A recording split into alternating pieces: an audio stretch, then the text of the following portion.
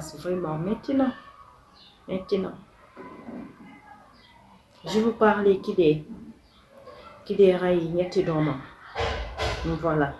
Actuellement, mené une enquête. On verra bien où se trouve le problème. Qu'est-ce qui s'est passé réellement. Mais, je ne suis pas d'accord avec certaines personnes. Parce que dañu blâmer Dambi. Tel nañu blâmer Dambi te xamnu. Il faut ñu tay ci. Donte ne waji dafa bind bataaxal bay fi. C'est vrai que bind na bataaxal bay fi. Mais mbir su amé da ngay tay. Parce que doom ci xol la sax. Parce que mom mi dem mom mo am xolu def lolu. Ben yaay du tim doomam ànd ak conscience am ne da koy rendi pour nek ki ma ko nar a bàyyil mérito ko loolu yaay du ko def yenn c'est parce que tu n'es pas bien. C'est que dafa am entre parenthèses man je veux pas citer même de nom mais soo leen xoolee la plupart c'est vrai que je fais people mais Naboudass gis ngeen la plupart man duma ko laal. Parce que je sais que des fois, elle dérape. Mais man, damay tomber ni ci ay séquences rek. Mais elle dit la... Moi, je trouve qu'elle dit la vérité des fois. Man la engagé na. Nekuma fi pour faire fi clan que la li may wax man la engagé. Amna ay points yo xamné je suis carrément d'accord avec elle parce que man mi di wax je suis une femme de principe. Amna yo xamné duma ko nangu donc suma déggé deug damay nangu. Parce que si j'étais à sa place, je ferais même pur. Ku digé sanday day fekk ngay sangu ba pareil. Voilà. Alors quand elle dit il faut savoir partir quand ça va pas, elle dit la vérité. Gis ngeen na lu ci beuri forcing mo koy indi. Xam nga yow yaa ngi proposer nit ki mariage nee nga. Yaa ngi ko proposer mariage mu refuser la mu dem ba mu neex ko mu ñëwaat ne la accepter naa la yow en âme et xam nga ni intérêt la topé ngay dem ak moom di forcer ba ay doom juddu ci gis nga des fois affaire bi ni dafa grave quoi parce que ñun jigéen ñi luñ ñu waxal ñun la mais des fois yow da ngay xam yow góor ki da ngay nangol da ngay nek ben ignorant. Tu fais semblant comme si tu sais pas alors que xam nga mbëggeel moo nekk loo xam ne kenn ko forcer xam nga parce que man am na suñu benn man koy nuyu au passage monsieur Badji dañu jàngale je me rappelle ba mu yàgg mu ne est-ce que xam ngeen ne jigéen tant que amul 22 ans xamul ko mu bëgg man j'apprends pas pour oublier. C'est vrai que bobu ay xalé lañ mais waxam bobu dama ko retenir. Je sais pas nak certains dinañ d'accord ak mom, d'autres duñ d'accord ak mom. Mais lool la wax ci à l'époque ak ay arguments yu leeral ko ba mu leer. Ñun bobu tolluñu âge sey xamuñu sax ce qu'il racontait. Mais des fois ni limay wax rek jëm ji mo fi nek âge bi du fi nek. Jigéen am 19 ans dugg ci sey parce que amna foy tollu yow da ngay lo gis da ngay fogné deug la nga dem ñu ne la jigéen du bëgg day miin lolu yow ko góor ki yow ya wara di ya koy liggéey pour mu bëgg la lolu ya koy liggéey parce que à l'âge de 18 ans même je peux dire à l'âge de 18 ans ñu jox la jigéen pour mu miin la wala pour mu bëgg la lolu ya koy liggéey su nekké yow amo sens dundu ngeen tay ba 22 ans bobu wax mu wax passé ba 25 ans yu dugg mom bëgg la mu oser xamal ne la bëggu la mu jëf nga xamni ko bëggu la mu tromper la nga xamni ki bëggu la nga continuer di forcer parce que là xalé yi ils n'ont pour rien pourquoi ñom ñuy fay pour lu ay parents am def c'est way li nga def ni metti na doom ci xol la sax ku jigéen ki da ngeen fogg ni elle n'a pas mal su doon def le pire ci aduna bi tay stop na li do fam xajna ci ku jurul mëno xam doom ci xol la sax li dafa metti ki dé dem na dé mais kim fi bay également nañ leen xalaat ci mom bu baaxa baax psychologiquement dotul bien franchement yow booy dem demal loo yóbbu say doom ah mbëggeel du force mbëggeel du xeex du xuloo ah il faut savoir partir quand ça va pas Nabou Dash loolu la wax sénégalais la majeure partie buggul dégg dëgg en général ñiy wax dëgg ñoon la ñuy blâmer ni trompe ñooñu lañu àndal newuma nag ànd naa ak moom 100% mais d'une part damay tomber ci ay circonstances day wax dëgg la plupart parce que sénégalais dafa hypocrite yàlla moo leen boole ngeen war a partager la toi-même tu sais pertinemment que ça va pas ça va plus et ça peut plus aller pourquoi yow jàng nga ci déjà quelqu'un am nga sa cabinet dentaire tu es médecin référence nga mais su nekkee référence yi ñoom ñooy commettre erreur yi autant pour moi neneen ñi nan la ñuy def c'est très grave franchement def leen nànk femme bi ñu ngi koy blâmer parce que jigéen bu baaxee baax na bu bonee baax na mais jigéen tam bu buggul jigéen bu la buggul bul forcer bul jéem a forcer parce que instant bi nii peut-être ku jigéen que Dakar gën a liggéey nday dongu benn ñaareel ba wala parce que rey mu sotti sax si yàlla la de mais su pexeem sotti woon sax ku jigéen ki da ciy bokkaale de yàlla rek moo xam lan moo tax ku jigéen ki rëcc affaire yi demee nii ñun bu ñuy jooy xale yi mu yóbbaale parce que xale si innocent ces enfants soo ko bëggul maye ko combien de personnes ñu ngi sëy di galéro am ñu doom yow tu en as 3 très adorables par tout simplement si tu es bien xam nga yow yàlla li mu wax ci xaru ñi ngi def enquête yàlla rek moo xam mais tey leen si ki jigéen ki fi des parce que man dama leen expliquer benn anecdote genre exemple des gens actuellement xam naa ki koy dund jëkkër ji takk na ko ba mu nekkee xale xam nga màgg na xam nga gis na ne ça va pas quoi si quand ça va pas ñaan na baatam mayu ko te xam nga lan la koy répondre ça sera très facile c'est-à-dire yow parewoo pour téye nit ki bëggoo ko libérer loolu égoïsme la c'est de l'égoïsme du fekkee da nga fexe woon ci moom loo xam ni mënoo ko baal va voir ses parents yu fay la parce que mbëggeel ak mariage fola ak ree bu ci loolu jugee dara desatu si bu leen nangu di dund violence ci seen sëy yi sénégalais dafa hypocrite de bu ñu waxee ñu ne Seydina Mohamed 4 jabar la amoon mais est-ce que yow dangaa mel ni Seydina Mohamed est-ce que dangaa yoroon taaru Seydina Mohamed yow est-ce que yor nga taaru Seydina Mohamed est-ce que yor nga jikkoom est-ce que yor nga baaxaayam est-ce que yor nga qualitéem est-ce que la ko yàlla mayoon may na la ko yow jigéen du objet yaa ngi takk kenn indi ko sa kër riirandoo tax ngeen bëgg a riime naan 4 tendances dafa xew mais non en plus ngeen di boole ay xale yu ndaw ci benn kër par exemple c'est un exemple le mari de l'autre là comment elle s'appelle la sœur de Cathy Sumer son mari tu vois pas que la dame elle vient de se marier ñu ngi même âge bi ñaari xale lañ boo leen boolee benn ci kër bu ñu amul soo leen boolee ci kër suñu amul ku am diine di waxtaan ak ñoom te looloo fi manqué Sénégal sëyu Sénégal gis nañ ñi lay influencer moo ëpp su influence duggee kër googu du mën a neex parce que ay xale lañ kii di xëcc fii kii di xëcc fii donc ne commettez pas cette erreur là boole ñaari xale ci kër yow yaa ngi takk mami savouréegul sax mariage am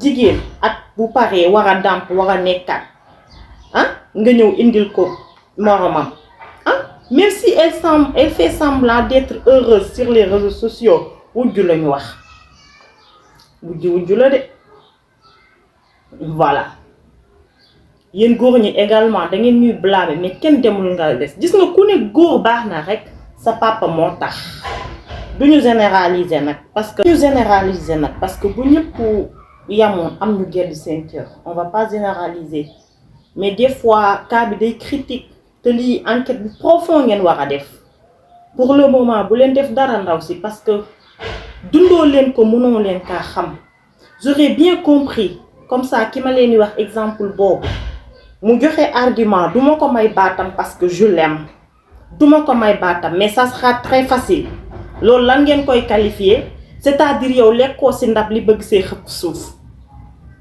mais quand ça va pas Seydou jaam Seydou leneen dañ ne sax soo amee sa jabar yàqal soo amee sa doom yaxal parle peu et bien aussi non dañuy waxtaan rek dañuy waxtaan voilà alors la violence ñi koy dund en silence moo ëpp te loolu moo gën a grave loolu gis nga léegi gisatoo fi ku gudd fan suñu yaay suñu maman yi ñi ngi cancer di dem di dee nii ñii di xaru di rey seen bopp parce que li nekk ci kër yi kenn mënul comprendre yow yaa gis ni dara rek nga foog ne que tout est rose mais soo fuyee yow sax dangay sant yàlla donc ci mbir yi c'est-à-dire pour wax leen rek def leen nànk ci affaire yi et bàyyi leen di forcer mbëggeel kenn du ko forcer jigéen bu sañ a taxaw ne la bëgguma la libérer ko sinon di ngeen commettre ay erreur ba sonn sérieusement gis bëgg yàlla moo koy def ça doit être naturel mbëggeel du forcer mbëggeel bu ñu forcer doom bu baax du fa juddu ah sëy du jaam sëy muñ du muñ ba dee tiitaroo sa jëkkër mu tiitaroo la mu sagal ko nga sagal ko ngeen jur doom yu naat doom ay nuñ koy waxee ay façonnaaru góor ak ay urul ay ni comme ni ko Papa Thione waxee woon ah mais wéet mu jaral la nga rey sa doom rey say doom nga dem y a pas que cette fille dans ce monde foo gis ku la bañ am na keneen ku la bëgg pourquoi ne pas refaire ta vie bàyyi xale yi xamoo luñ nar a dooni ëllëg yàlla sax day juger femme bi bàyyi koog yàlla mais pas nga dem yàq àddunaam nii tamit yow dem nga mais moom mi fi des également dafa metti de si vous n'êtes pas des moments mënoo leen xam dafa metti na si ki dem mais metti qu'on se dise la vérité metti na si ki fi des aussi képp kuy yaay xam nga ni metti na si ñi fi des ki dem sax dem na mais ki fi des dem moo koy gënal toog parce que doom vous les mamans xam ngeen voilà alors c'est tout pour aujourd'hui tey waxtaan la rek gis ngeen dañ maa maquillé ma dindi ko j'aime pas trop des trucs extravagants ma doon seul mu moo tax yooyu xaw a lépp laa dindi nay simple di naturel waaw kay alors c'est tout pour aujourd'hui c'était Khadija devant vous gis naa empruntement yi alors bonjour, j'espère que vous allez très bien. Quant à moi, oui, je vais hyper bien, sauf Namlen. Alors aujourd'hui là, et il faut choisir ces commentaires, si c'est ignorant. Ça ne manque pas, mais bon, celui-là pour vous voulez encore frapper. Alors aujourd'hui, on va parler de Diary Sow. On va même pas parler on va pas tarder avec Diary Sow. On va toujours parler de nous Sénégalais. Toujours nous Sénégalais. Ok. Au fait, pourquoi nous acharnons sur Diary Sow? C'est ça mon blème au fait. Am Diary Sow, indi Diary Sow. Vous ne pensez pas que c'est bon? Parce que là, fille Kokande waxoon Sénégalais yi dafa dox ci suñu maay parce que dañoo neex a nax. Vous ne pensez pas que Diary Sow bi mu jàngee ba pare est-ce que bi mu doon jàng dafa jàng pour Sénégal kese mais c'est le cas même avec les séries sénégalaises dafay toll foo xam ne ñoom joué tuñu pour ñun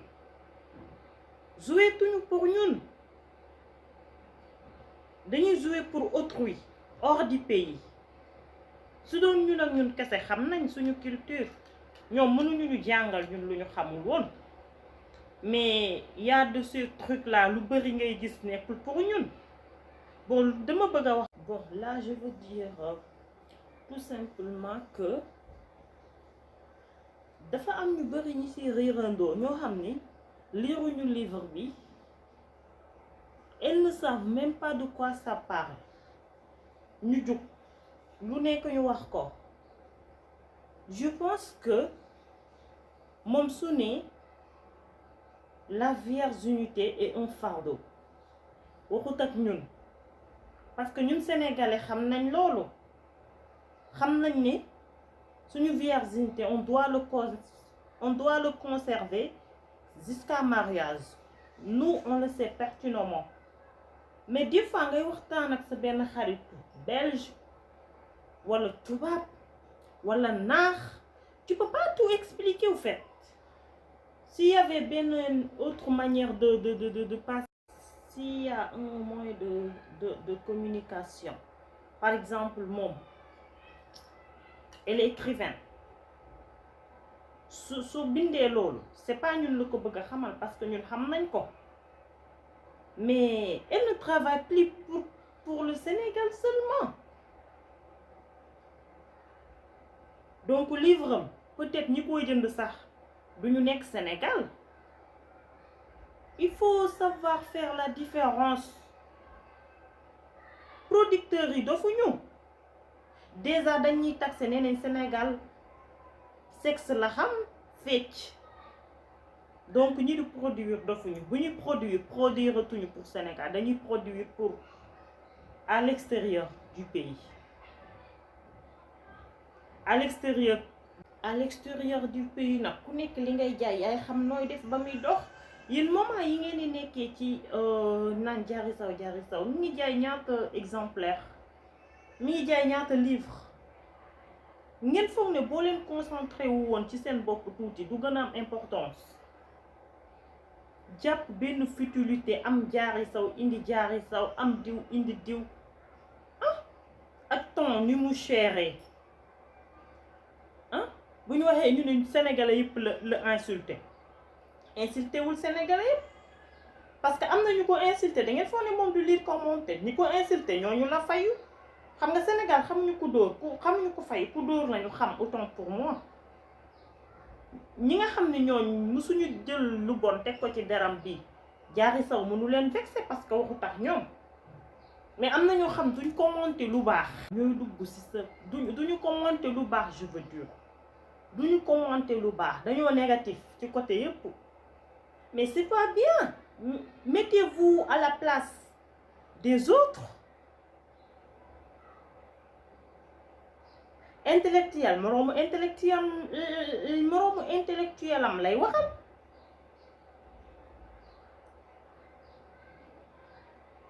Yow yàlla moo ne iqra jàng leen mais je peux pas comprendre yow jàngoo xamoo de quoi ça parle nga yore sa làmmiñ liiroo sax livre bi topp doomu jàmbur am diw indi diw c'est très facile yéen ñi jàngul mënoo leen xam totalité livre bi mënoo leen xam lu ci nekk qu'on se dise la vérité. maandu baax na maandu lu baax la ci doomu aadama.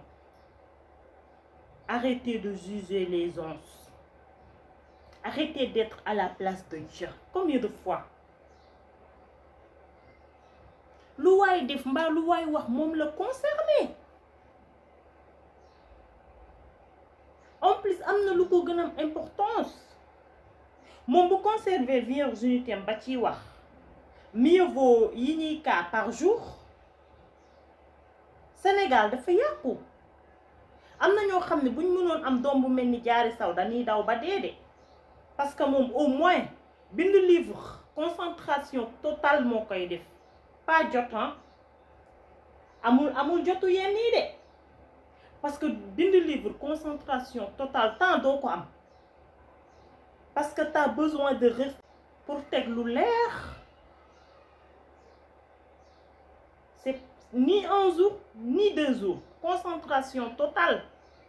Am na lu bari luñ koy accuser amul sax jot bi parce que biñ ko fi wër léegi mu génnee livre am toog wala dem di def lu ñàkk fayda mayu ko de sénégalais moo yore ci loom di lijjanti li baru jàmbur am na ñoo xam ne seen doom yi li ñuy def Diary Sow rus na ko def wala keneen ak keneen mais arrêtez quand même moom génnul saaga kenn am ñoom dañuy def seen live di saaga ndayu nit ñi di wax lu leen saf jàng na am na passion day bind am na lu mu war a expliquer ay moroomam fu mu am na lu mu war a expliquer ay moroomam ci yeneen dëkk ci li ngay jaay ci nga mën a exprimer wu écrivain la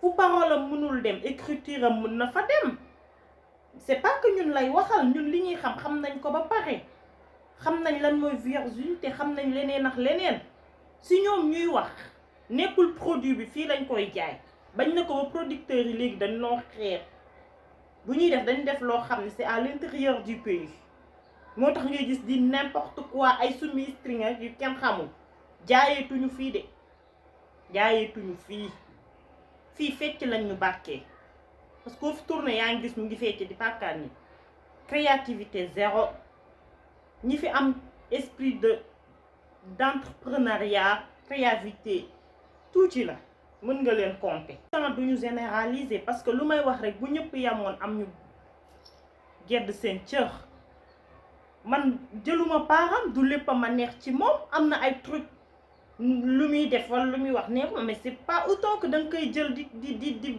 wax di n'importe quoi ci xale la bañ nañ ko ba nuñ koy fukk jeunesse am Paris France la ko fekk fa la jàngee yor culture boobu noonu forcé wul kenn ne ko jëndal livre bi forcé wul kenn ne ko lire livre bi encourager les onces ku fi dëgërul da ngay xaru comme ni ko kooku waxee woon Adja Diallo Sénégal dafa metti ah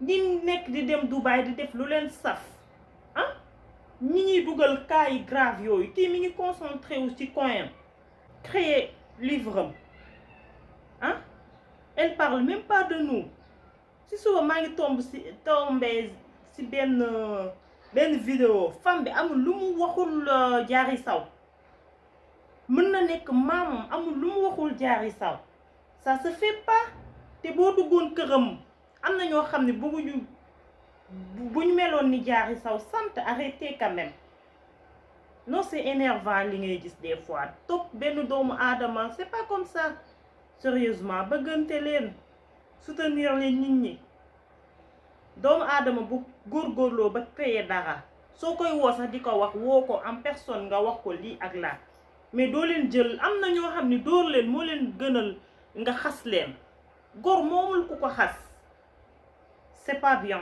c'est pas comme ça je suis très petite pour vous dire c'est comment mais bon soutenez les gens quoi jàppalante leen ci seen biir c'est mieux. Avant-hier maa ngi tombé ci benn émission léegi Sénégal xam nga la moo tax mu gën a yàqu maire yi nga xam ne ñooy nekk ci géew yi di joxe ay njukkal maire yooyu nga xam ne géew lañ daan wax léegi émission yi site yi ñoom la ñuy dékk micro ñu am pour wax maire yooyu nga xam ne ñooy xaxaat di wax yu bon yooyu ñooñu la ñuy dékk micro femme bi mi ngi wax di n'importe quoi naan ay balaa ma sama jëkkër a takk damay xam numéro beeg nu mu toll la est-ce que yooyu noonu ça se dit n'importe qui peut regarder la vidéo on est où là magum jëm ah c'est honteux la vidéo mes témoins dinañ ko déglu léegi il faut da ngay. mais jamono ji tey kon genre de vidéo yi tey bu ñu ñëwoon tey. da nga koy test. di ma bëgg ma soxna. il faut que ma testé ko. jarul ma testé man boo ko xoolee xam ne jarul testé. Davida ndax naturel la ba du man artificiel doxul ci man. Davida man boo ma xoolee xam nga Davida dama lay wax. Davida wax la ak yow en personne day jox exemple. Davida la wax waaw dama ne waxal Paate dama koy teel a waxal dama koy teel a waxal man sama dara amul artificiel. d'accord man ku ma mës a téye xam nga ni téye naa la. koo mës a téye. waaw d'accord Soda continuer. tey kon genre mi. baal turam waxal bàcc rek. ma tey wax man ba tey wax ma tudd kon genre mi rek laa wax. ba tey ñëwul waaw. tey bu ñu ñëwoon tey di ma bëgg si soxna. il faut ñu ngi que ma bëgg si xale bu jóg. maa la wax lii. fekk bëgg ko pare sax. Ciw. il faut que ma testé. ba xool lu mu yor lan la. aywaay parce que léegi da ngay dugg léegi xale yu góor yi xam nga noo koy problème testé mooy noo koy testé. non il faut nga testé. ci naka xool lu mu yor ba xam. noo koy baax testé na wala baaxul. ndax yow lu baax noo koy xamee. baa ko moo lay expliqué non dama ne la parce que étiquette boo gis étiquette boo mën a gis ci bouteille bi pour gis góor bu étiquette bi dëgër boo ko teppee Davida pour gis góor bu dëgër rarement. noo koy yëgee yow ki la takkagul ki la takkagul ngay testé. xaar Davida parce que déedéet doo ko xaar avancé de. xaar ma expliqué yaa ma koy jox exemple. ma koy jox exemple. parce que tey xam nga tey xale yu góor yi tey xaaj bi yëpp. pour nga gis góor bu dëgër jamono ji bareetul. ban expérience nga ci am yow. bareetul. ban expérience nga ci am. parce que xam nga dañoo foo yi léegi moo bari. xale yu góor li ñuy fo moo bari. foo góor ak jigéen la ndaw boo xam ne âge de 14 ans lay am. waaw. xam jigéen. waaw parce que mooy li nga wax rek. nga daan xam jigéen di nga dem ba ay. léegi boo ko testé mais 14 ans nga xam jigéen. waaw soo taa jëm kaw moom moo leen sonal. même pas ce temps dañuy jàll nii rek tombé ci xam naa yàlla moo ñu koy wan quoi mais bon da ngay xeeb sa bopp en tant que jigéen en tant que sénégalaise sérieusement on a tout pour réussir ah léegi ku nekk yaa ngi bëgg a jaay sa site ku nekk yaa ngi bëgg ay vues di dëkk ay micro ay n'importe ñoo xam ne seen bopp yi elles n'ont rien dans la tête nga dëkk leen ñu naan ay damay peeseek damay làmb ak day ngandeek day rëy c'est très grave franchement. Alors on va s'arrêter là, c'est tout pour aujourd'hui. Bonsoir, ravi de vous retrouver. Ah, j'ai vu les appels. Au fait, la vidéo a été supprimée par erreur. Au fait, c'était pas moi, mais c'est déjà remis. Alors je sais que vous tenez vraiment à moi, franchement. Alors aujourd'hui on va parler d'Amina Las Vegas. Bien sûr, qui fit accuser un Tange Aurier, vous vous souvenez? J'espère que dégg ngeen temps yi li xew moom mu génn avoué. Man instant bi je me demande mais tiitoo leen man dama tiit ci Sénégal. Amina génn di avoué, tu te permets d'expliquer comment ça a été? C'est très grave en rigolant. À 10 ans dafa ma takk suuf njaaloo daal léegi ak naan ndox bu sedd ñoo yam. En plus de ça da ngeen koy exposer nii ouvertement. Man où va le pays? Man est-ce que doo leen toog ba mu yàgg ngeen tiit? Man damay toog ba mu yàgg man damay tiit man. Sérieusement ce qui est en train de se passer, l'heure est grave. L'heure est grave. Te actuellement présentement si Sénégal fii les chrétiens sont les plus croyants, les chrétiens et les chrétiens sont les plus pratiquants. War nañ xoolaat suñu bopp. Regardez hier ñaari xare nee nañ ay ñaari xale yu ndaw nee nañ ay góor jigéen parce que internet yi ñoo leen dooleel site yi dooleel leen. Où va notre pays? Amina magum jëm bu toll ni moom xale bu ndaw di la introsé ce qui est très grave. Yow def nga ba pare on a énuméré ton nom figure déjà avec l'image ñu woo la tu te perds. Yow yaa ngi fi accusé Tange Petit bu Laksita aussi day bëgg morom. Viviane am na partie chrétienne mais li ngay def jomm na ko def. Zeyna mi ngi fi tuddoon ne Tange moo ko waxal du def li ngay def bu dee da koy def sax montré wu ko yéen bi ñu leen jàppee en flagrant délit woowaat leen ngeen di expliquer di gën a yàq société bi naan ay affaire am bi dafa dëng waaye loolu rek lay def. Est-ce que vous avez écouté la dame? Ça va pas, non? Mais c'est grave. Vraiment nekk jigéen ci société bi léegi c'est honteux. dangay xool sa bopp dangay xeeb sa bopp en tant que jigéen lan moo xew au fait. Je suis très contente. Alors pour les remerciements également je peux pas citer les noms mais je remercie tout le monde. d'accord? Alors c'est pas moi-même de def affaire mbeur quoi di mais avec vous je suis prête à tout, ne vous inquiétez pas. Xam nga toutes les personnes qui m'ont dit de les citer, ne vous inquiétez pas, maa ngi leen di remercier, d'accord? Alors merci beaucoup également, nombre abonnés yi vraiment yokku na hein. Je suis daal très contente yéen am leen jàmm man ak yéen histoire d'amour la. Bonsoir, ravi de vous retrouver. J'espère que vous avez passé un très bon Gamou. Allez, bref. Aujourd'hui, on va parler de Ndeye Lo. Au fait, moi j'ai un problème. Quand on vous dit Sénégalais beaucoup d'originalité, nous connaissons, mais c'est le cas. Son problème, moi, Pawlish dafa taxaw mu ne carrément que ne yëfu dof si moom lañ ko remarqué. Yëfu dof moom lañ koy fay si lay liggéey moo tax mu siiw. Bon, moi si on fait la remarque, si vraiment on fait la remarque, malheureusement c'est la stricte vérité. Parce que Ndeye Lo quelque part dañ ko interviewé woon nii rek au passage. Donc quand Pawlish Mbaye vous dit que ay waxu dof lañ koy fay si lay am xaalis si la am photo si la am xaalis si la am ay auto si la am lépp, donc c'est la vérité hein, vraiment, parce que quand Ndeye Lo bi da koy montrer, voilà, parce que ñu ngi naan ko c'est le moment xam nga léegi que man daal li bëgg li xew Sénégal lépp ku ko wax. Il a raison, nee na ci ay waxu dof lañ koy fay si la am ay autom si la am tout. Le cas de Ndeye Lo nous le montre. On va écouter la première vidéo de Ndeye Lo. loolu affaire comédie kese la woon. nekkul woon pour leen sama mag gaañuwul aw ma mag bu gaañu may sama taaw yaay may sama taaw papa. aw ma benn mag bu gaañu.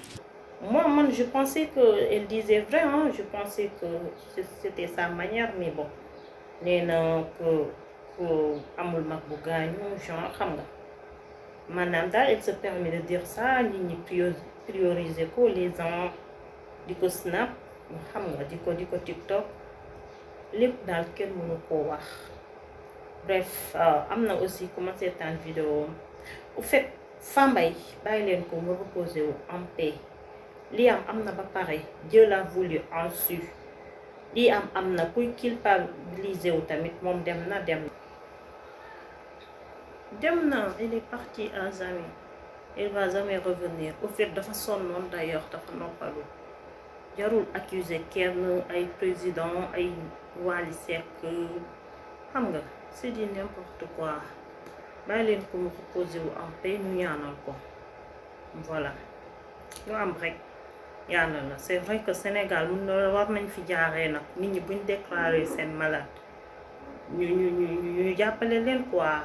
Voilà, crier na haut et fort ba lii am respecter leen mémoire jàmbur yi, ku dee na waaw kay wax ji doo nga fi nekk vraiment ñaanal leen ko daal moo ci des, c'est ça. Alors je me permets de le dire parce que dama déglu benn vidéo bi kooku mi ngi wax ay tant de choses moom mi di wax sax il respecte pas la mort de Fambaye. Mi ngi wax comme si voilà quoi jaru ko fi quoi. Écoutez la vidéo avec moi. gis nañu xaas mu gàddu engagement ne day faj booy bi da koy faj. ngeen gis ko mu yor ay affaire am di mel ni ku koy mariner ñëpp toog di seetaan di ko seetaan yaa ngi dégg mujj gi sax boo ko xoolee femme bi awra yëpp dafa xolleeku. est-ce que sax bi mu fay jóge mënati woon naa toog parce que affaire yi mënoon naa togg quoi est-ce que affaire yi togguwul ba ñor. gis ngeen nit sëriñ si tamit dañ si war a wax gis ngeen nit tuuj day xam lekkam yaa ngi dégg xam sa bopp ci jaamu yàlla la bokk yaa ngi dégg am na yoo xam ne kenn mënoo ko faj mais bul jël engagement boobu. est-ce que jàpp na mën na koo faj rek. jàpp ni mën na koo faj dafa mas a faj ku mel noonu fan nga gisee ku xam ne mi ngi toll ni armoire lu 2 battant nga bëgg koo diw ba mu rees dafa am. diw ba mu rees da nga koo mës a gis yàpp loo ko mariner est-ce que dina tax yàpp bi manqué da nga koy mariner kay togg ko mais di mariner nit pour mu wàññeeku fan nga ko gisee wax dëgg yàlla déej janj du teree am dugub yaa ngi dégg nit ki seet li nga man nga def ko loo mënul nga bàyyi ko ba pare sëriñu man yi nga xam ne mënuñu dara moo fi bari.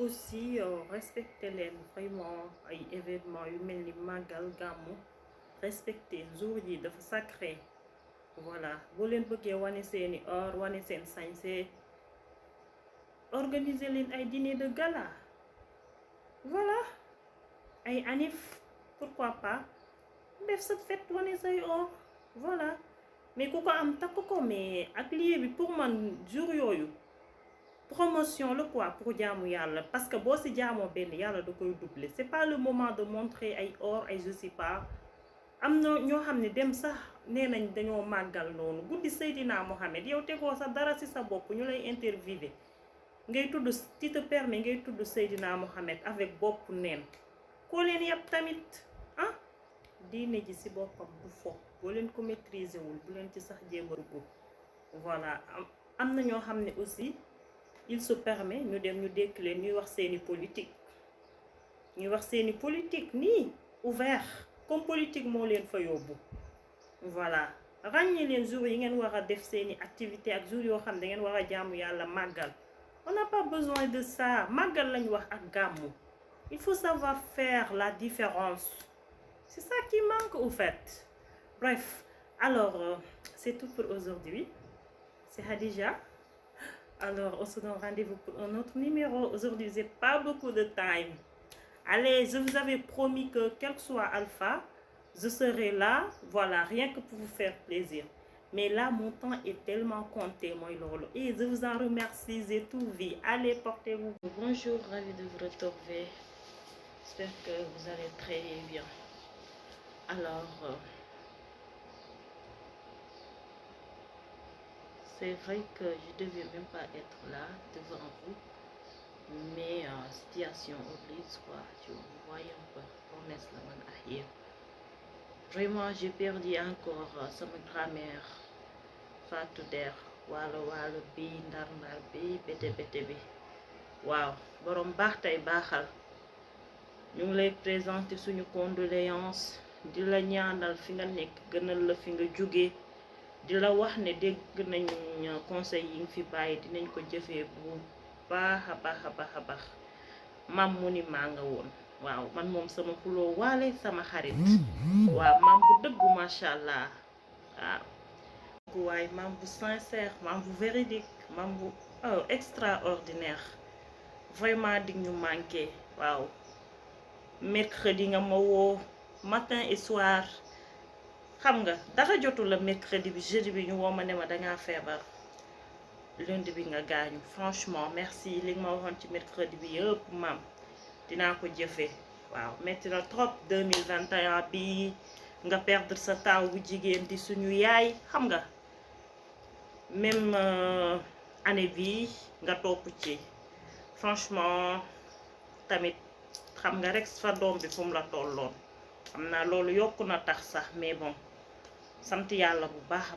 baax waaw di wax sama rakk yi également yàlla may leen xolu muñ sama ñoom tonton également tonton Assane tonton Madické maa ngi leen di ñaanal yàlla waaw sama ñaari tonton yi fi des tonton Assane tonton Madické maa ngi ñaan yàlla mu may leen xolu muñ metti na trop mais sagam nit ñoo ko gérer bon waxuma la ak yéen voilà yal na leen yàlla bàyyi suñu kanam également ba fi ñu naroon ak li ñu yéene woon suñu yaay ñu defar leen ko yéen sant yàlla bu baax a baax nii rek la mënoon demee voilà mam Fat Der ndax bi waalo bi yal na la yàlla xaare àjjana yu kawe ya waaw kay yal na la sa jëf ju baax fekk fi nga nekk waaw ma di ñu manqué trop nag mais sant yàlla bu baax dañuy ñaan yàlla sax am li nga am yow bref tey nag war ngeen xam lu ñu war a waxtaanee tey war ngeen ko xama franchement voilà tey war ngeen ko xam tey war ngeen ko xam et que daaniki liñ ciy wax du bëri parce que débat bi clos na parce que ce qui est fait est fait. Merci beaucoup pour la solidarité sénégalais nee naa leen dafa baax en plus day sot tout le temps dama leen koy faral di wax la preuve en est.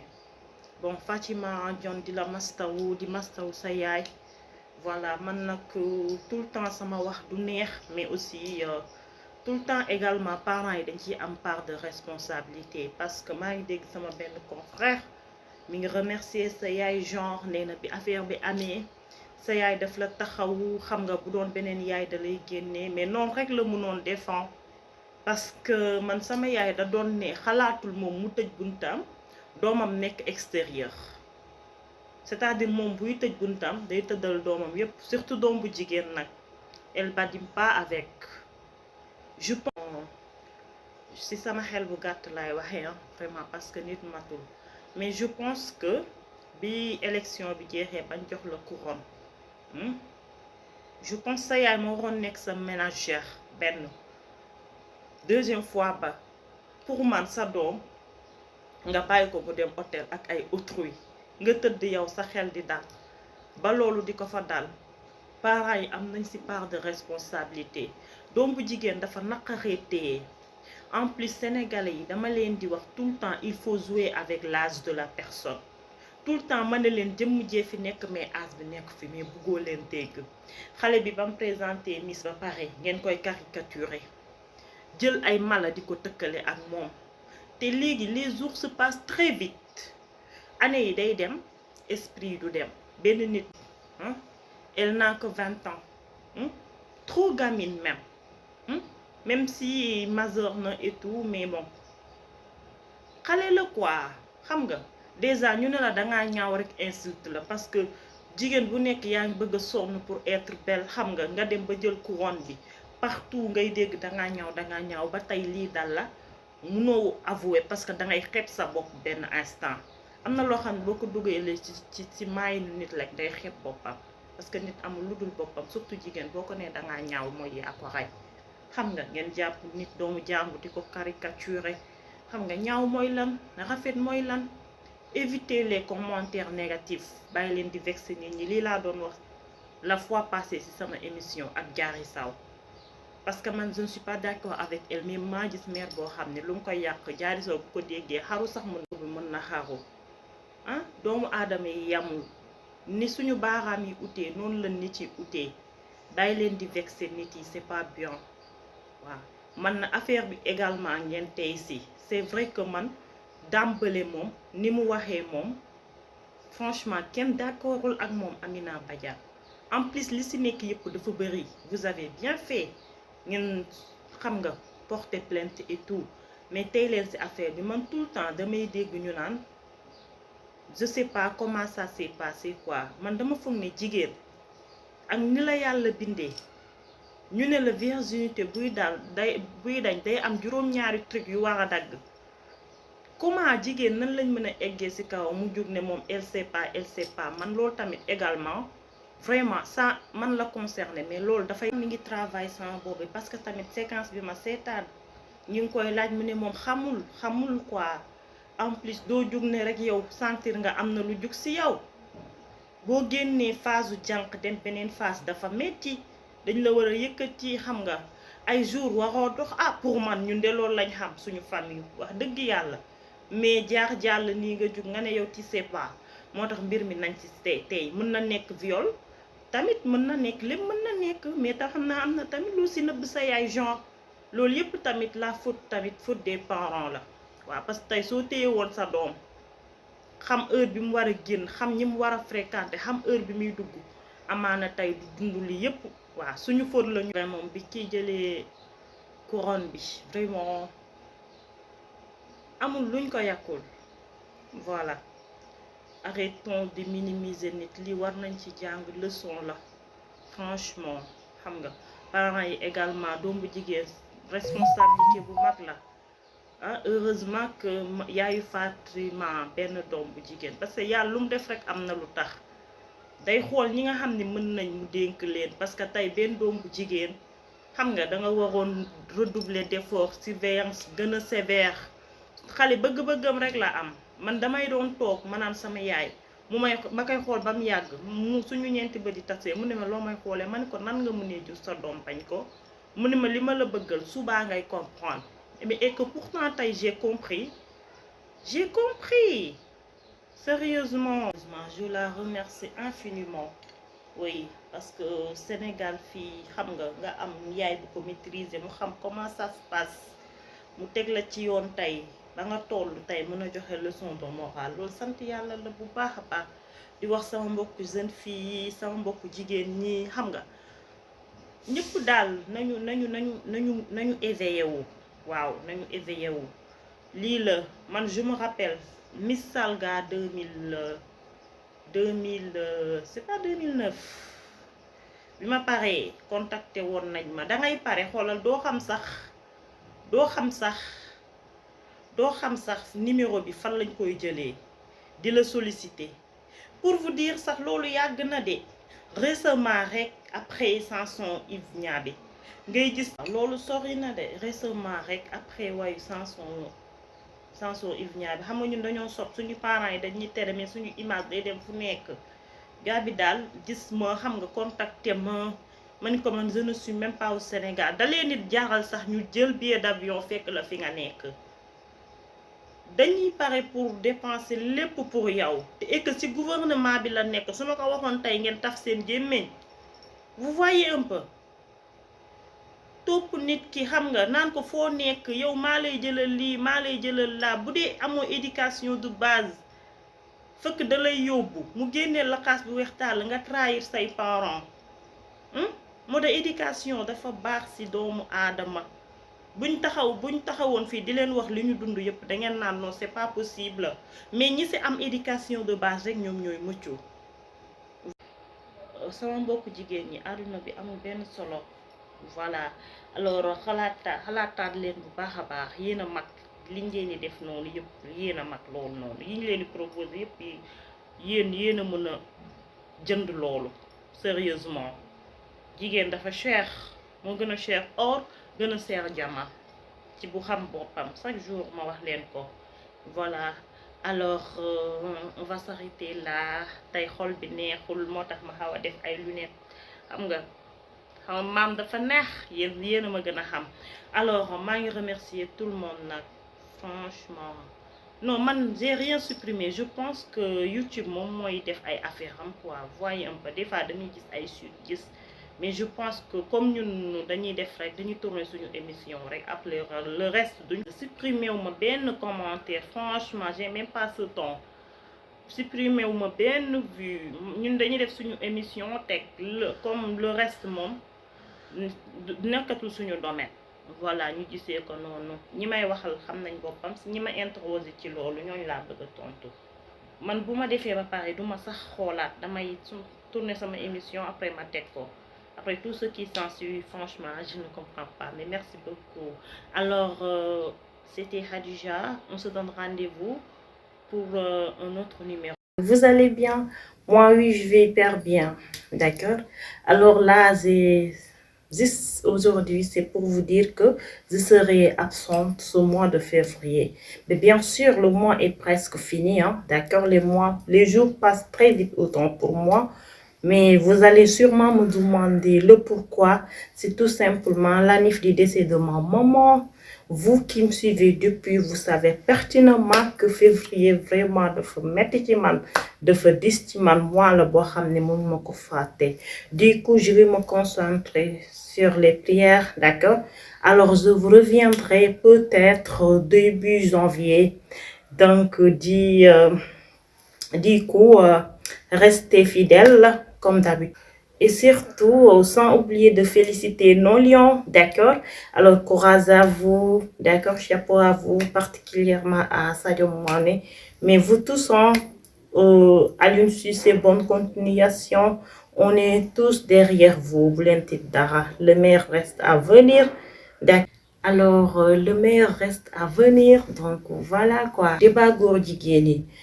Bu leen jaaxalee mettez-le-moi dans les commentaires parce que là débat góor jigéen yi si vous avez fait la remarque dañ koy coow tey bàyyi ko suba je pense que mi ngi en train de prendre ampleur parce que ñi nga xam ne jur nañ doom yu góor instant bi tiit nañ ah léegi doonatul tabou même benn xale bu am 10 ans xam na ce que c'est. Où sont nos valeurs? seetlu débat góor jigéen yi dañ siy wax tuuti mu jël ampleur ñu am leçon yuñ ci bàyyi ñu bàyyiwaat petit à petit mi ngi jël ampleur sans ñu ñu rendre ci compte. Je sais pas si vous avez fait la remarque ou pas. D'accord? Alors da ngeen war a xam ne léegi même xale bu am 10 ans soo ko interviewé xam na ce que c'est góor jigéen. Franchement, on a perdu nos valeurs, on a perdu notre culture. Qu'on se dise la vérité, trop c'est trop. On a tout perdu, hein. Sénégalais, 95 pays musulmans. Mais ñooñu biñ leen jàppee foofu mieux vaut tant que jàpp ñu góor jigéen ñu def li islam wax affaire bi day law di dem rek suñu waxee 1 ou 2 jours ñu coow ko mu jeex Jamra génn fële wax plainte ñu retiré ñu ngi dawal seen promotion di dawal seen publicité nank mu commencé di implanté wu et vous ne vous rendez même pas compte. On en a marre ci ay waxu góor jigéen on en a marre ci ay waxu sexy on en a marre ci ay waxu marabout yoo xam ne ce ne sont même pas fondés. On en a marre.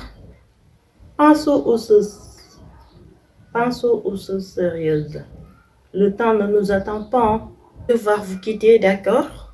D'ici là, portez-vous bien, prenez soin de vous. N'oubliez pas également de prier pour mon maman, d'accord? Et je vous promets de vous revenir à très bientôt. Portez-vous bien. Très bonne journée.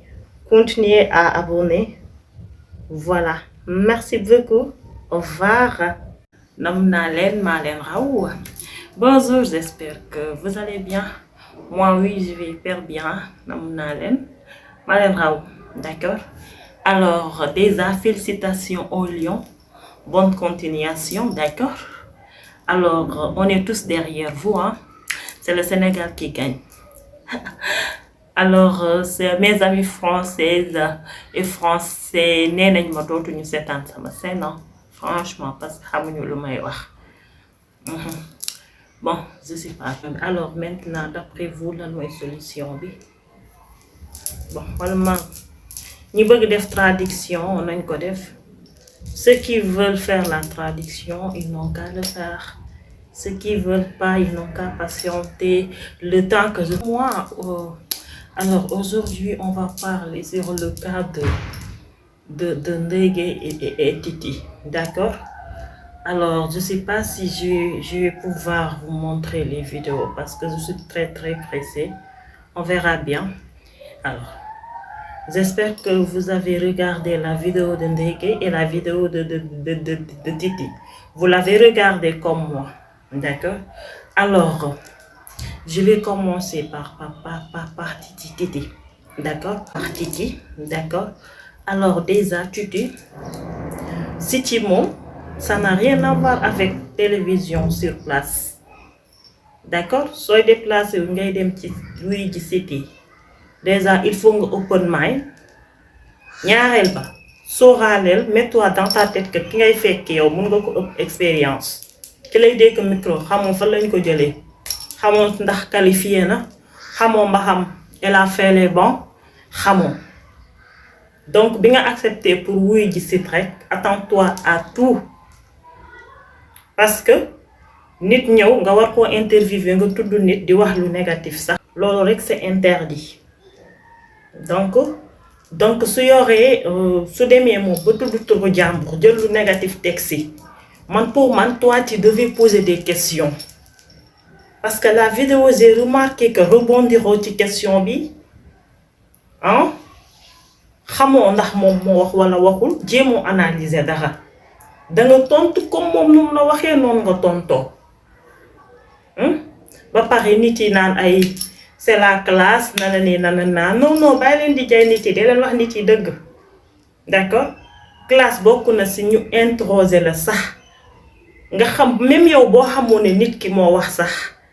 pour moi la réponse devrait être su ma ñamee na jàkkaarloog man fas mu wax ma ko d'accord parce que affaire yi mooy loolu pas comme dañ ne da nga nekk ci sa coin da nga war a éviter tooñ d'accord tooñ bokk ci ne yow dégluwaano dañ laa wax rek nga jël nga tontu il faut ngeen éviter micro yi il faut ngeen éviter site yi soo solee sa daal dem ci site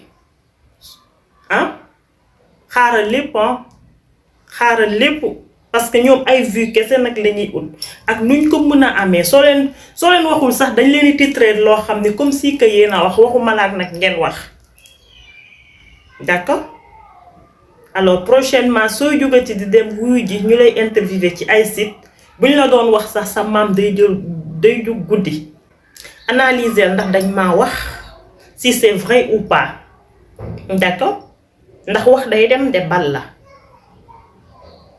te yow du yow kese la ñuy waxal de Viviane ngi nii fii lañ ko waxal lu ñu weng ci Zeyna mënoon na génn de wax fi loo xam ne nit ñi dañ koy xeebee mais dafa resté ci coin parce que wax bu dofee nopp bi koy dégg doful te lu nekk dëgg ku ko dégg xam ko même soo tontuwul yow say fans dañ lay tontul donc pour mësati daanu si piège u site d'accord alors ñu ngi lay donner beaucoup de courage pour ce polémique papa bi fi xewoon comme yàlla def na maman Mbayang leeral na donc di alhamdulillah et passe à autre chose nga continuer ni nga meloon bu la dara di stop bu la kenn dégg ci ay détails je pense que c'est mieux alors ñu ñëw ci Ndeye Gueye d'accord Ndeye Gueye nekkatoo comme Ndeye Gueye bu njëkk ba d'accord man bokkuma ci ñi lay blâmer naan la ay journaliste nga doo journaliste parce que journaliste ku ko xam ni déjà doo journaliste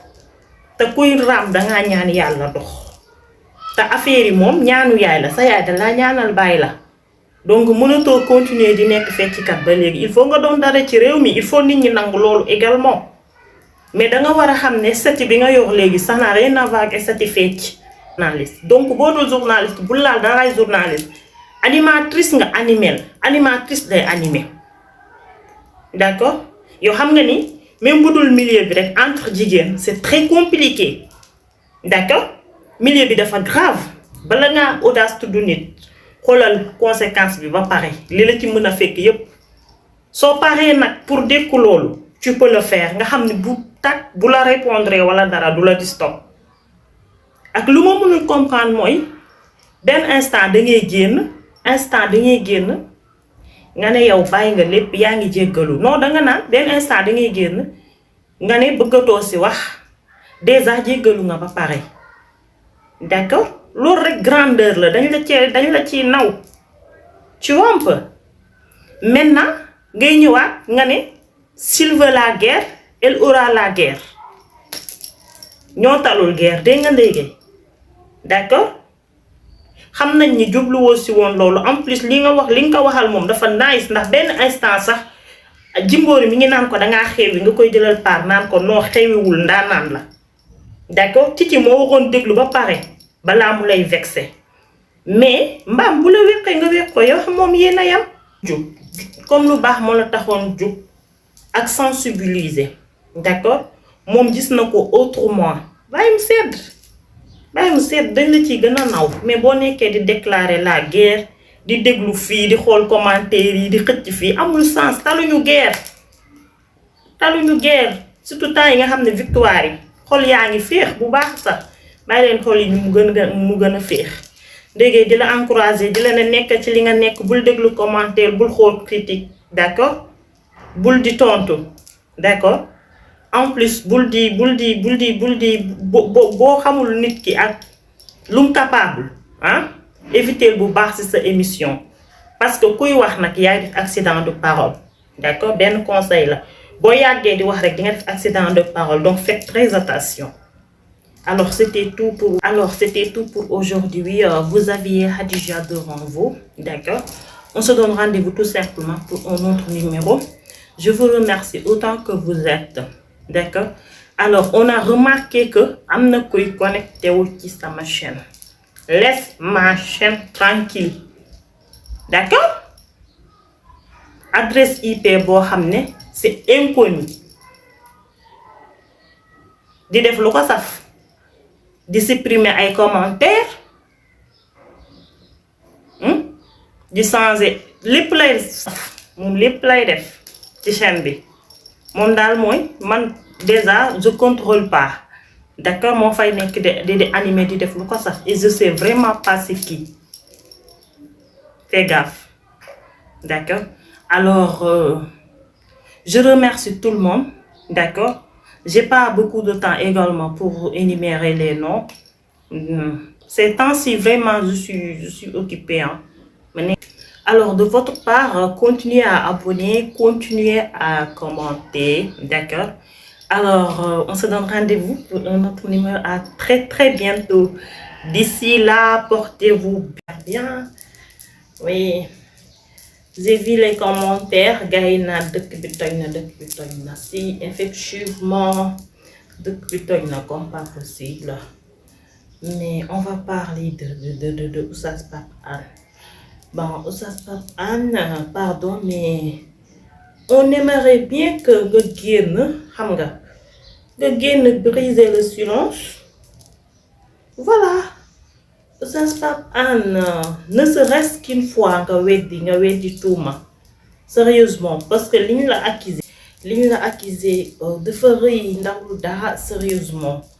Alors man même yow même Bathio da ngeen waroon génn briser le silence parce que booy xool Abdoulaye Diop Khass dafa génn wax leeral jël kaamil waat bon boo xoolee affaire am côté am avancé wul quoi parce que là dëkk bi mi ngi toj c'est vrai mais mënoon nañ bañ a egg fii yëpp parce que góor dëgg nga jël loo xam ne defu ko takkewu ko laalewu ko nga jël ko teg ko ci sa der non pour man loolu kenn waru ko mën na noppi waale Oustaz Pape Hann si c'est le cas nga avoué ne c'est le cas Oustaz nga indil ñu aaya xam nga wax ñu soo ko defee am na foo ko teg am nga ci droit mais nga génn def benn sortie pour ses fans noonu la Amina Poté def noonu la Sëñ Xaas def xam nga ba ci Oustaz Modou Fall sax génn na leeral génnal accordel ñi la bëgg benn même bu dee benn 100 minutes nga expliquer xam nga ñu comprendre da ciy baax sérieusement ngeen jéem a fay wax ji quoi parce que soo nee pat mbaatoo ne pat xam nga je sais pas là ça devient vraiment sérieux parce que je pense que si début bi rek soo génnoon nga teggi tuuma góor kenn du ko tuumaal ak loo am daraja ak loo am classe ak loo bañ a tontu man je pense que bu ñu jëlee lu bon teg ko sa der waratoo xalaat sa bopp mais war nga xalaat ñi la bëgg ñi la entouré donc nous si on était sa place dañuy génn ñu leeral voilà gis nga avant-hier benn jigéen jóge fële di la accuser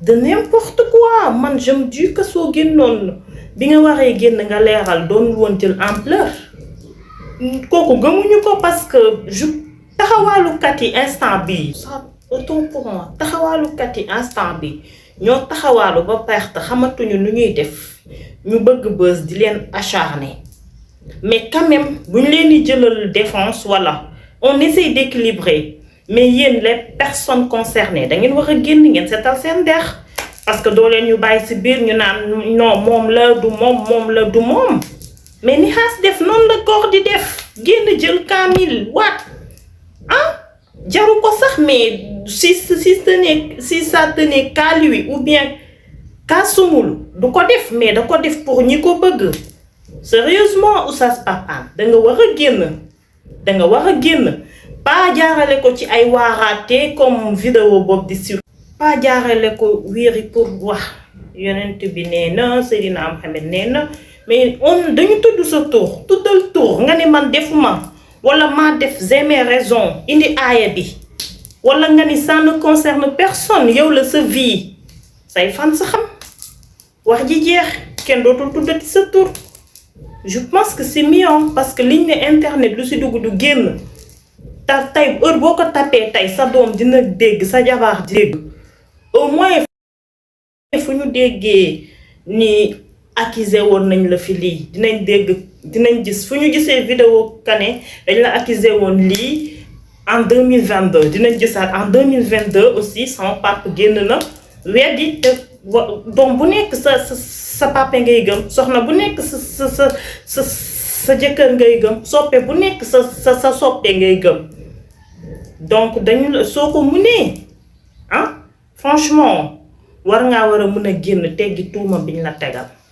on aimerait bien voilà alors là aussi Mbathio Ndiaye yow on a compris pourquoi ton divorce et tout comme luñ la waxoon rek tu es mal entouré jéemal xoolaat sa bopp nga diminuer ay d'accord xam ñun jigéen ñi ñoo gën a xamante suñu moroomu jigéen y a jalousie y a tout d'accord alors là aussi faute bi say parents la bu ñu la jàngaloon diine xamal la doom yu bari ñi ngi déraper defuñu dara seen parents yi la parce que doom boo ko yarul ba mu màgg il faut mu tuur say rangoon ça on le comprend d'accord alors bref c'était tout pour aujourd'hui on se donne rendez-vous pour un autre numéro bien sûr alors d'ici là portez-vous bien.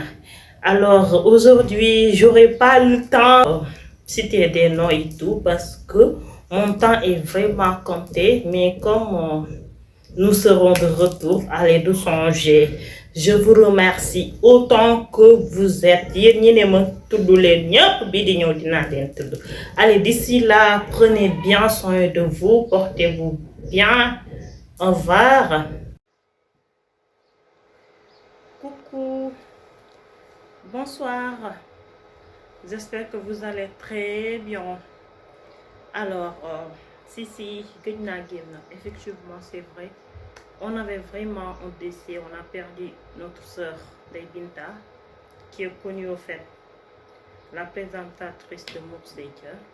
Mes condoléances à la famille, particulièrement à Diabou Badiane, vraiment. Maintenant, trop yalla la yalla may xol muñ may mako parce que c'est ma sister à moi.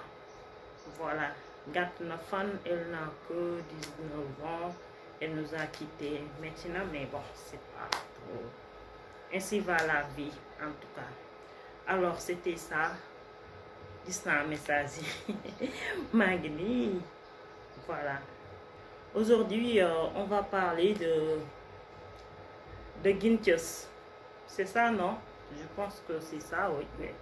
Alors, c'est pas ces noms-là. Rangatikou, Guinthios, Nit Dof, 52 000 problèmes. Vous savez, tour day participer ci développement doomu aadama. Tour dafa am importance. Yow amoo sens ba tuddoo Seydina Mohamed, amoo sens ba tuddoo Sëñ Fallu, amoo sens ba tuddoo Sëñ Babacar Sy. Mucc nga si yow yépp. Sa papa tuddee la au moins respecter lu la tuddee boo koy changer nga jox loo xam ne tur boo xam ne ça peut te mener très loin mais doo comprendre tur dafa grave. Alors on va parler de Guinthios. S'il te plaît li ñu am pour wax la bëriwul dañu bëgg nga bàyyi Papa Thione mu reposer wu en paix. Voilà. Alors parce que yow sa querelle ak Wally Seck apparemment du tay mais Wally Seck papaam bàyyi leen ko mu tëdd en paix bu fekkee yéen xamoo leen ce que c'est perdre un parent àdduna bi dalee naa jaral kërt yow tey nee nga Wally Seck moom ma porte plainte papaam fii la def vidéo ne ñu ko carrément jaar ci digg bi. On va écouter tout de suite la vidéo. fantal naa ko wooy boo xam ne dama ko riime ci koo xam ne dafa mën a fen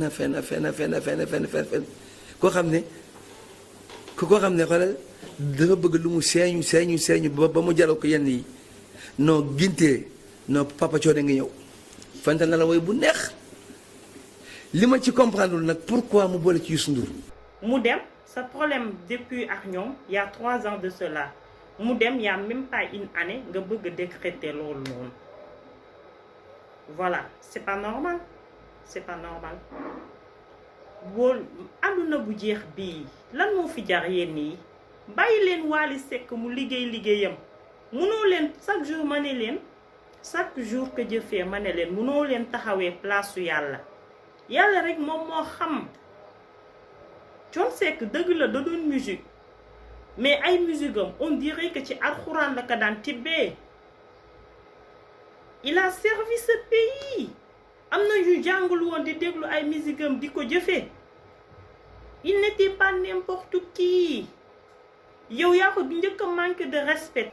bon bu nit mënee jël dara teg ko ci deewu Thione yow yaa tijji loolu parce que yow yaa njëkk a insulté Thione publiquement te du sa morom xanaa xamoo am na doomu aadama yoo xam ne kenn du leen toroxal boo leen toroxaloon tey bu nekkoon dañoo ragal gàcca buñ naroon dund sax 1000 ans buñ waroon dund téeméeri at 50 ans la ñuy dund dafa am ñoo xam ne kenn du leen toroxal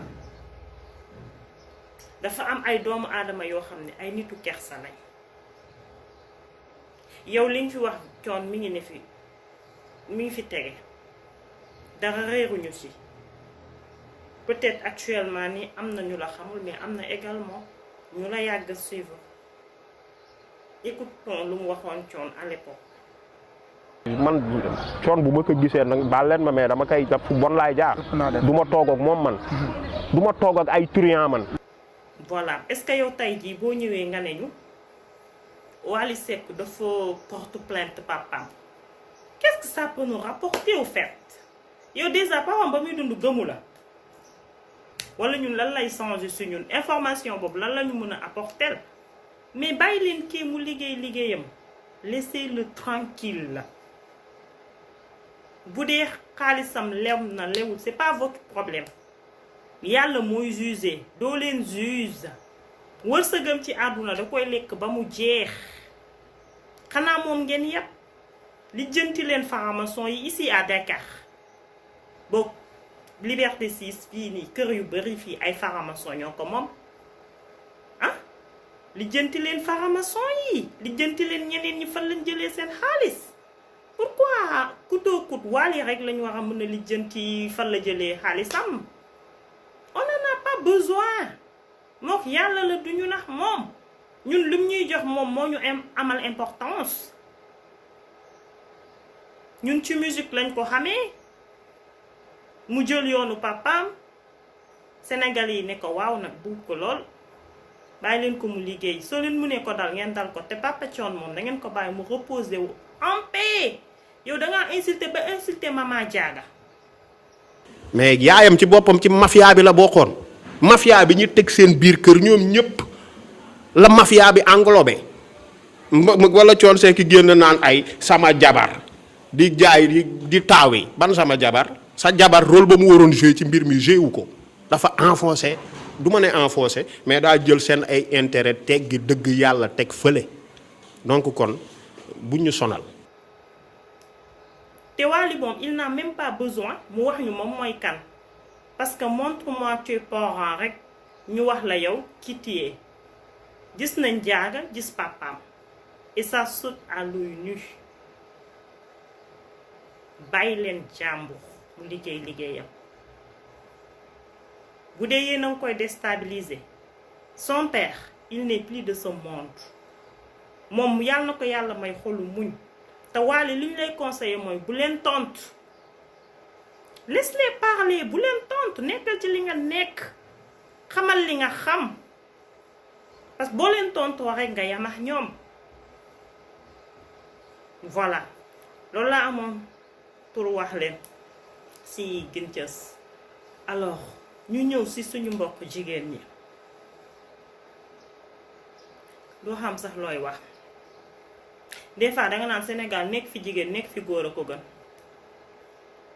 fii lañ ne pays musulman fii lañ ne nit yu baax yi daa am luñ fi def mais patt gi ëpp na nopp bi ëpp na parce que bañ ku la saaga tax tey mënoo kaas bon gi di avancer rek mais Bilal dafa jihaat bañ jël xeer teg ko taxul mu weddi ñu njëkk ña danga leen doon xay ñu ne leen may ma julli ñaari ràkk après tu peux le faire mais tey ñi war a wax dañoo ragal ku leen saaga moo tax duñu wax où va le pays où va ce pays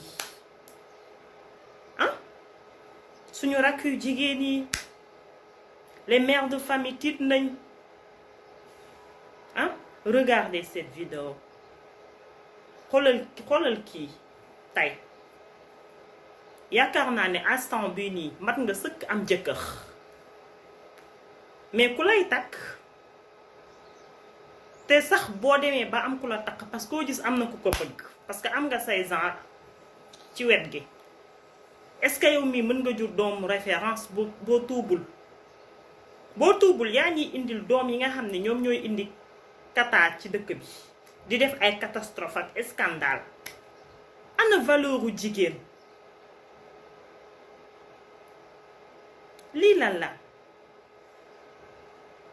est-ce que góor jar na ngeen di def lii yéen yi kenn xamul jaayu la kenn xamul bañ sa bopp la kenn xamul bëgg buzz la on ne comprend plus rien doomu aadama tu dois être amoureux de toi-même balaa nit ñëw di la bëgg man je me demande quand je me fais belle ñu ne ma pour góor non parce que je m'aime danga war a bëgg sa bopp xam fi ngay teg sa tànk balaa kenn di la bëgg yaa war a njëkk a bëgg sa bopp man je fais rien pour plaire à un homme je le fais pour me plaire d'abord des fois tu te demandes même est-ce que technologie Sénégal waroon nañ ci am accès parce que TikTok am na ñu koy utiliser avec modération Instagram am na ñu koy utiliser avec modération mais jàkkaarloog sa écran rek foog na yow tout est permis quoi xamoo ne sa yaay mën na la seetaan sa papa mën na la seetaan am na yoo xam boo koy seetaan nga nekk say parents da ngay rus yow mi nekk jigéen ana kersa ñi war a wax toog maye patt beeg muut bi di bañ ku leen saaga ça avance fan lañ jëm bu ñu waxee ñu ne ñu ngi si mujjub jamono boo xam ne kañ lay jeex léegi xale yi rek ñooy dee loolu rek waroon nañ ci jël leçon mais non dafa tax ñu gën a rakkaaju Dieyna moom duma wax ci ay mbiram man j'en ai marre vraiment bu nekkee ay parents om li Dieyna di def bu leen doyee yéen ëpp nañu ñun mais elle se permet de dire nee naa duma si wax sax mais elle se permet de dire la journée je travaille je n'ai que la nuit comme si yow da nga nekk ci benn farata c'est vrai que c'est ton travail mais musique bu naree tax nga perte sa honneur perte sa dignité xale bu ndaw demagoo fenn yow mën nga am sa passion nga vivre ko dignement ah xamoo sax li nga bëgg jóge ci Job Isaac yaa ngi ci Bril nee nga nii dangaa aveuglé ndax amour kon daal yow mënoo dund saa góor ah est-ce que boo daalaatoon ci keneen sax doo tombé amoureuse de lui yow ku présent rek nga xam de on conseille Bril moom bu la bëggee na la takk quoi c'est mon bro xam nga maa ngi koy remercier il a fait des trucs pour moi vraiment réaliser des trucs pour moi maa ngi koy remercier mais pour mu sauver sa honneur yow nga mën a seetaat fi Sénégal qu'il n'a qu'à te marier wax ji jeex sinon dégg nañ li nga wax bu baax man duma la mës a blâmer man say parents si boppam ëpp na duma wax sax balaa may wax lu ma warul wax ñu naan ma non ay Khadija bon ça tire à sa fin c'était tout pour aujourd'hui c'est Khadija gis naa message yi gis naa ne abonnement yaa ngi yokk encouragement yi appel yi dama kontaan aujourd'hui nag je vais remercier une personne très spéciale cette personne là elle est pieuse calme kenn xamu ko mais vraiment elle est exceptionnelle c'est tout simplement Adama Jean sama complice sama frère sama tout daal maa lay remercier vivement su ma waxee ci yow rek cat day dugg moo tax du ma bëgg di wax vraiment ma nax yow ah xale je peux dire 15 ans ba voilà quoi tu es restée la même personne malgré tout. Vraiment. Je te remercie. Alors, on se donne rendez-vous pour un autre numéro. D'ici là, prenez soin de vous, portez-vous bien. Allez, bye bye. déglu si vidéo dam boobu la may mambay nee na yow yaa ne Fat Mbacké da nga bëgg a xaru bu la ko dara jaral mbàcco gis ngeen nu Oustaz Pape Hann def Amina noonu la ñuy def gor parce que moment yi muy dund ni mbàcco dafa metti. Elle ne comprend même pas ce qui se passe et elle joue la forte pour montrer à ses ennemis qu'elle va bien. Alors au fond d'elle, elle sait que ça va pas. Dafa metti moo tax yéen ñi ko entouré bu si amee ni kenn ku mel ni Pape Hann Oustaz Pape Hann autant pour moi na ko defal comme nu Oustaz Pape Hann defalee Amina parce que doomu aadama danga koy dalal quoi parce que mbàcco yi koy dal c'est répétitif et dafa metti bu leen jàpp par nous les journalistes nañ bàyyi doomu jàmbur yi parce que ñëpp ay jigéen lañ surtout ñun tamit ay jigéen lañ xamuñu suñu ëllëg quoi suñu tay kese lañ xam mais quand même on a le droit de te conseiller pour nga éviter lu mel nii ñi la gën a ndaw ñoo fi nekk teg seen tànk fi ñu ko teg te ñaan ñu yàlla deraay yàlla loo bëgg dala koy may mais sooy dund te doo xalaat doo calcul bëggooy daraay diine il faut équilibrer def diine ak jamono au fait parce que tollu si def ko sax ayul mais jël ko avec modération mais bëgg a yanu àdduna bi rek ni ko nii de doo ko wàcc poñe ko rek